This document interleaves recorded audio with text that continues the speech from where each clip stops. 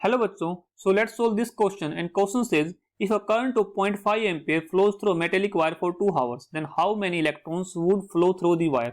देखो यहाँ से क्वेश्चन बोल रहा है कि अगर किसी मेटेलिक वायर में से 0.5 एम्पेयर का करंट 2 आवर के लिए फ्लो किया जाता है, ठीक है, तो उसके बाद how many electrons flow through the wire, तो कितने इलेक्ट्रॉन उस वायर में से फ्लो होंगे। तो चलिए इस क्वेश्चन को सोल्व करते हैं।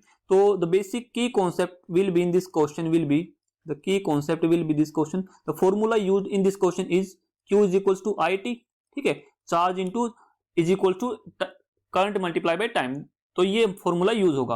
अब देखो हमको पता है कि जो करंट है, करंट कितना फ्लो हो रहा है, करंट हमको पता है कि 0.5 एम्पियर फ्लो हो रहा है और टाइम कितना फ्लो हो रहा है, टाइम हो रहा है 2 आवर्स के लिए, ठीक है, 2 आवर के लिए ये 0.5 एम्पियर करंट फ्लो हो रहा है। तो इसका मतलब ये हुआ कि अगर मैं इसको सेकंड में निकालूं टाइम को, तो ये आ जाएगा 2 मल्टीप्लाई बाई 60 इतना सेकंड आ जाएगा ना, तो ये यहां से कैलकुलेट करने पर कितना आ जाएगा 7200 सेकंड, इतना टाइम आएगा, ठीक है।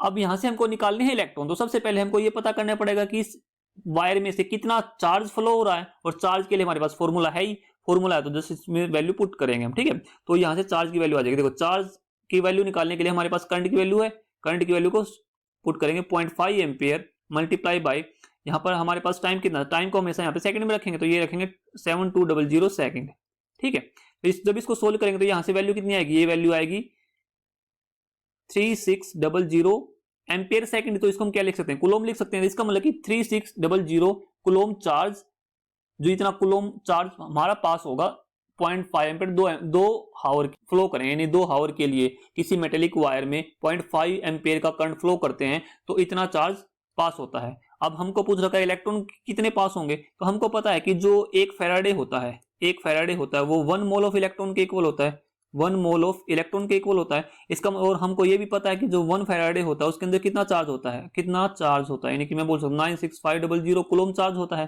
ठीक है। तो और 1 मोल ऑफ इलेक्ट्रॉन, 1 मोल की वैल्यू कितनी होती है, 1 मोल की वैल्यू हमको पता है 6 पॉइंट, ये वैल्यू होती है हमारे पास 6.022 इंटू 10⁻³ इलेक्ट्रॉन्स, ठीक है।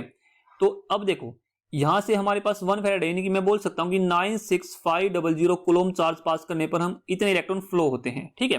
तो 1 कुलोम चार्ज पास करने पर कितने इलेक्ट्रॉन फ्लो होंगे, यहां से मैं आराम से कैलकुलेट कर सकता हूं ना, 6.200 इंटू 10⁻23 डिवाइड बाई 96500, ठीक है। और हमको निकालना कितना, कितने चार्ज के लिए, हमको निकालना 3600 के लिए, तो यहां से हम इजिली कैलकुलेट कर सकते हैं। 3600 कुलोम चार्ज पास करने पर देखो यहां से 6.200 note 200 6.022 into 10⁻23 divide by 96500 into 3600, यहां से जो वैल्यू आएगी वो कैलकुलेट करने पर कितनी आएगी, ये 2.246 इंटू 10⁻22 इलेक्ट्रॉन्स। तो ये इतने इलेक्ट्रॉन्स पास होंगे, कितना चार्ज पास करने पर, इतना जब हम चार्ज पास करेंगे तो इतने इलेक्ट्रॉन्स फ्लो होंगे मेटेलिक वायर में से।